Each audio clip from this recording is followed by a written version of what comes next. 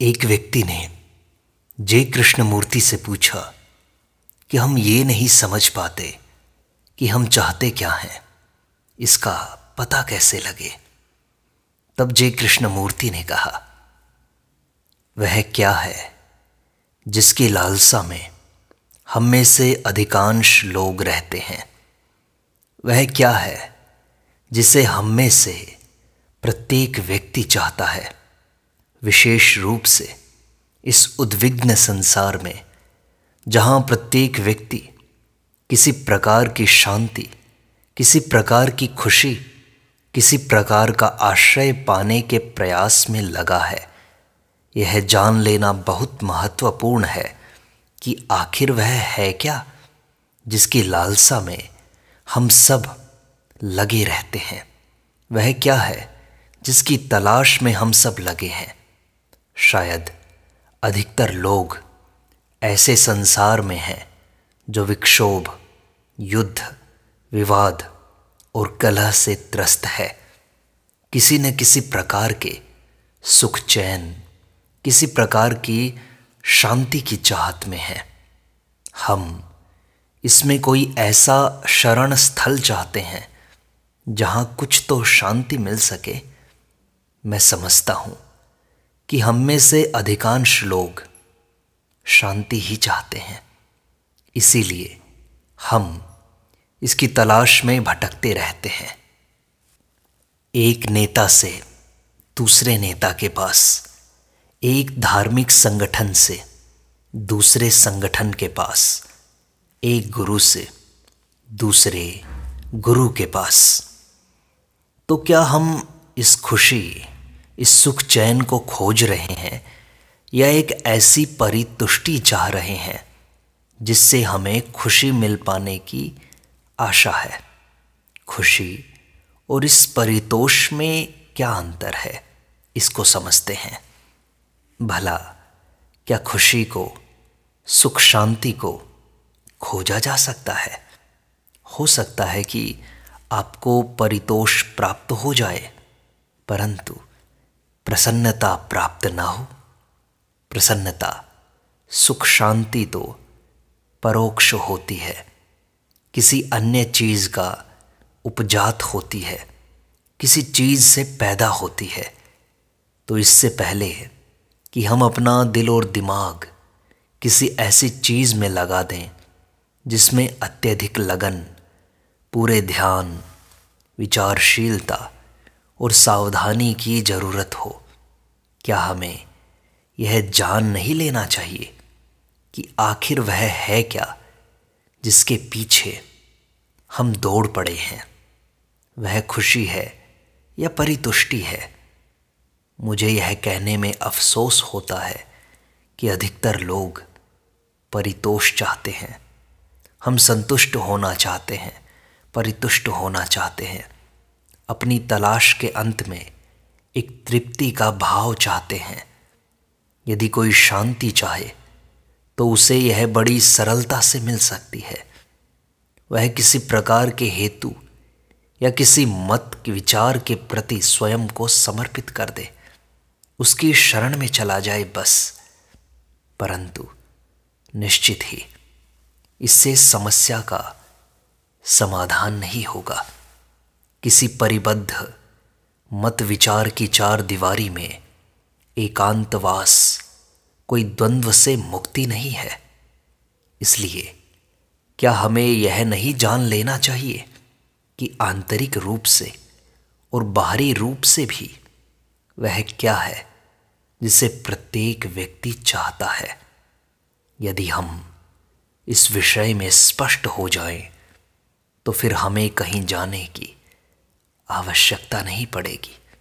न किसी गुरु के पास, न किसी पूजा स्थल में, न किसी संगठन में। तो हमारी कठिनाई है अपने ही आशय के बारे में स्वयं स्पष्ट न हो पाना। यही है ना? क्या हम स्पष्ट हो सकते हैं? और क्या यह स्पष्टता किसी तलाश द्वारा या दूसरों की कही गई बातों द्वारा या किसी साधारण प्रवचनकर्ता से लेकर किसी पहुँचे हुए गुरु को सुनकर प्राप्त की जा सकती है। इस स्पष्टता को जानने के लिए क्या आपको किसी के पास जाने की आवश्यकता है? परंतु फिर भी हम यही कुछ किए जा रहे हैं। हम अनेकों पुस्तकें पढ़ते हैं, अनेक गोष्ठियों में जाते हैं, विचार विमर्श करते हैं। हम अपने जीवन के द्वंद्व और दुख से छुटकारे के निदान हेतु विभिन्न संगठनों में शामिल हो जाते हैं। अथवा यदि हम यह सब नहीं कर रहे हैं तो हम सोच रहे होते हैं कि हमने पा लिया है, अर्थात हम कहने लगते हैं कि हम किसी अमुक संगठन या अमुक गुरु या अमुक पुस्तक से संतुष्ट हैं। जो कुछ मैं चाहता था मुझे मिल गया है। फिर हम उसी में जमे रहते हैं, अपनी चार दीवारी बना करके उसी में कैद। इस सारी भ्रांति में, उलझन में, क्या हम एक ऐसी चीज़ की तलाश में नहीं होते हैं जो स्थायी हो, सदा विद्यमान रहने वाली हो? एक ऐसी चीज़ जिसे हम यथार्थ, ईश्वर, सत्य या ऐसा ही कोई नाम दे सकें? निश्चय ही नाम का महत्व नगण्य होता है, शब्द यथार्थ नहीं होते। इसलिए शब्दों में मत उलझ जाना। यह कार्य पेशेवर प्रवक्ताओं के लिए छोड़ दीजिए। अधिकतर लोग ऐसी चीज़ की तलाश में रहते हैं जो स्थायी हो, एक ऐसी चीज़ की तलाश में जिससे हम जुड़े रह सकें, हमें आश्वासन, आशा, दृढ़ उत्साह और एक टिकाऊ निश्चितता देती रहे। क्योंकि हम स्वयं में बहुत अधिक अनिश्चित है। हम स्वयं को जानते ही नहीं हैं। हम दुनिया भर के तथ्य जानते हैं, पुस्तकों में क्या कहा गया है यह हम जानते हैं, परंतु यह सब हमने स्वयं प्रत्यक्षतः सीधे सीधे नहीं सीखा। जिसकी चाह हो उसका मिल जाना है। और वह क्या है जिसे हम स्थायी कहते हैं? और वह क्या है जिसकी लालसा में हम इसलिए लगे हैं या इस आशा से लगे हैं कि वह हमें स्थायित्व प्रदान कर देगा? क्या हम स्थायी सुख चैन, स्थायी परितोष, स्थायी निश्चितता की लालसा में नहीं लगे हुए हैं? हम कोई ऐसी चीज़ चाहते हैं जो सदा सर्वदा के लिए टिकी रहे, जो हमें परितोष देती रहे। यदि हम अपनी चाहना पर चढ़े सारे शब्द आडंबर उतार दें और फिर वस्तुतः उसे देखें तो पाएंगे कि सचमुच यही तो है जो हम चाह रहे हैं। हम सदा सर्वदा रहने वाला सुख विलास, शांति चाहते हैं। शांति, खुशी। खुशी से आपका क्या तात्पर्य है? कुछ लोग कहेंगे कि जो चाहे वह मिल जाए, यही तो खुशी है। आपको एक कार चाहिए और आपको मिल जाती है तो आप खुश हो जाते हैं। मुझे एक साड़ी या कुछ वस्त्र चाहिए, या मैं यूरोप जाना चाहता हूँ और यदि मैं जा सका तो सुखी हो गया। मैं एक उच्च कोटि का नेता बनना चाहता हूँ, यदि मैं बन गया तो खुश और नहीं बना तो नाखुश। तो आप जिसे खुशी कहते हैं वह है अपनी चाह का मिल जाना, अपनी चाहना पूरी हो जाना, उपलब्धि, सफलता, महानता। जो कुछ भी चाहना वह पा लेना।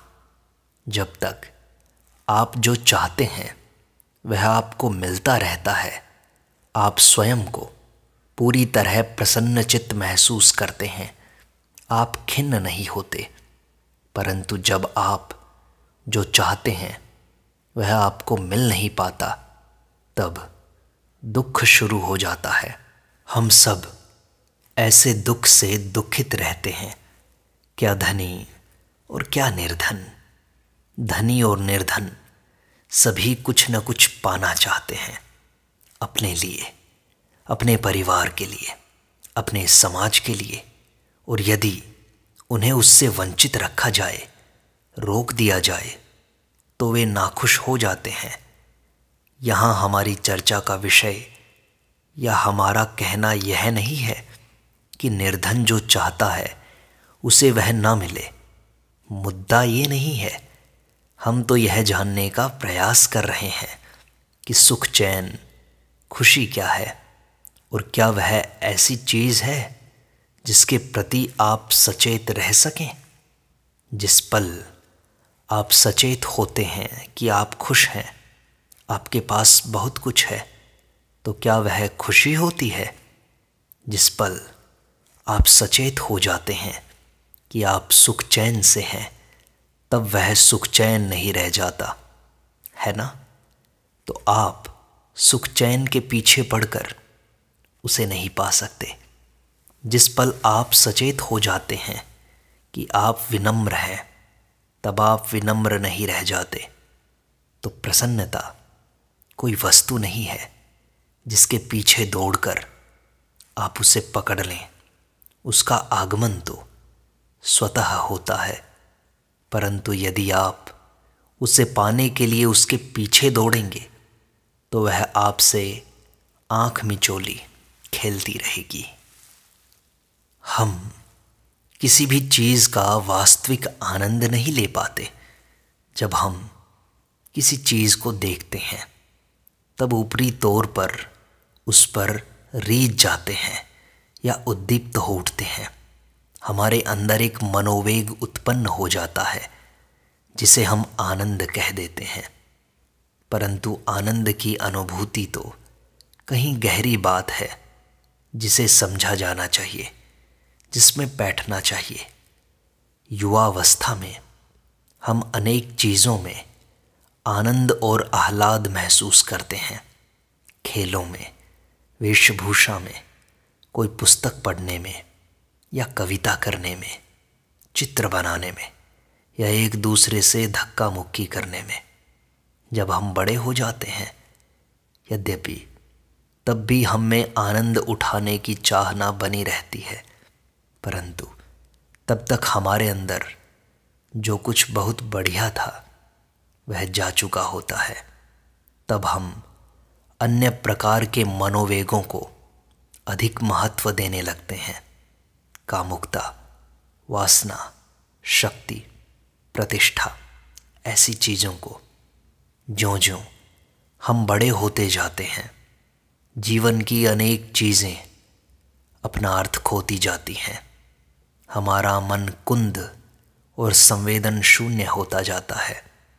और जब हम आनंदित होना चाहते हैं, हम चित्र देखने, वृक्षों को निहारने, छोटे छोटे बच्चों को खेलते देखने जैसे कार्यों में स्वयं को लगा देते हैं। कोई पवित्र पुस्तक या कुछ और पढ़ने लगते हैं और उसका अर्थ, उसकी गहनता, उसका महत्व जानने का प्रयास करते हैं। परंतु यह सब हाथ पैर मारना है, परिश्रम है, किसी चीज़ से जूझना है। मेरे विचार से यह आनंद क्या है, वस्तुगत प्रसन्नता क्या है, चीज़ों में आनंद लेना क्या होता है, इसे समझना महत्वपूर्ण है। आप जब कोई ऐसी चीज़ देखते हैं जो अत्यंत सुंदर है, तो आप उसका स्वामित्व चाहते हैं, उसे पाना चाहते हैं। आप चाहते हैं कि आप उसे अपना कह सकें। मेरा वृक्ष, मेरा मकान, मेरी पत्नी, मेरा पति। हम उसे अपने धारणाधिकार में, अपने कब्जे में ले लेना चाहते हैं। और इसी अधिकार की प्रक्रिया में वह चीज़ जिससे कभी आपको खुशी मिलती थी, तिरोहित हो जाती है, लुप्त हो जाती है। क्योंकि इस अधिकार से ही निर्भरता आ जाती है, भय आ जाता है, भेदभाव या अलग थलग होने का भाव आ जाता है। और जिस चीज़ ने आपको आह्लादित किया था, आंतरिक सौंदर्य की एक अनुभूति दी थी, वह कहीं खो जाती है और जीवन बद्ध होकर रह जाता है। वास्तविक आनंद को जानने के लिए हमें कहीं अधिक गहरे में बैठना होगा, सोचना होगा। हम एक परिष्कार से दूसरे परिष्कार, एक सूक्ष्मता से दूसरी सूक्ष्मता, एक मन बहलाव से दूसरे मन बहलाव की ओर भले ही चलते जाएं, परंतु इस सब के केंद्र में रहता है अहम, अहंकार। वह अहंकार जो मन बहला रहा है, जो और अधिक सुख चैन चाह रहा है। वह अहंकार जो खुशी तलाश रहा है, खोज रहा है, मांग रहा है। वह अहंकार जो जूझ रहा है। वह अहंकार जो परिष्कृत तो हो रहा है, परंतु कभी थमना नहीं चाहता। जब यह अहंकार अपनी संपूर्ण सूक्ष्मताओं सहित समापन पर आ जाए, केवल तभी उस दिव्यानंद की स्थिति आ पाती है जिसे दौड़कर नहीं पकड़ा जा सकता, जो एक परम आह्लाद है, वास्तविक आनंद है, जिसमें न कोई पीड़ा है न प्रदूषण। अभी तो हमारी हर खुशी, हर आनंद में प्रदूषण है, क्योंकि उसके पीछे पीड़ा भी रहती है और भय भी। जब मन अहंकार की, अनुभवकर्ता की स्थिति से परे पहुंच जाता है, तब उस खुशी की संभावना बनती है जिसे प्रदूषित नहीं किया जा सकता। यही स्थायी सुख हम चाहते हैं। यह सुख चैन उस अर्थ में स्थायी नहीं हो सकता जिस अर्थ में हम इस शब्द का प्रयोग करते हैं, परंतु हमारा मन स्थायी सुख शांति के लिए तड़पता रहता है। ऐसी खुशी जो हमेशा बनी रहे, लगातार, निरंतरता की, यही इच्छा प्रदूषक होती है। परंतु जब मन इस अहंकार से मुक्त हो जाता है, तब ऐसी प्रसन्नता आती है जो पल प्रतिपल रहती है, जो आपकी चाह के बिना ही आ जाती है। ऐसे में खुशी को न तो बटोरना होता है, न उसका भंडारण करना, और न ही उसे कल के लिए बचा कर रखना। यह ऐसी चीज़ नहीं होती जिसे आप पकड़े रह सकें। और यही हम चाहते हैं, अपने मन को समझकर अपने अहंकार को नष्ट करना तथा उस परम शांति में लीन होना।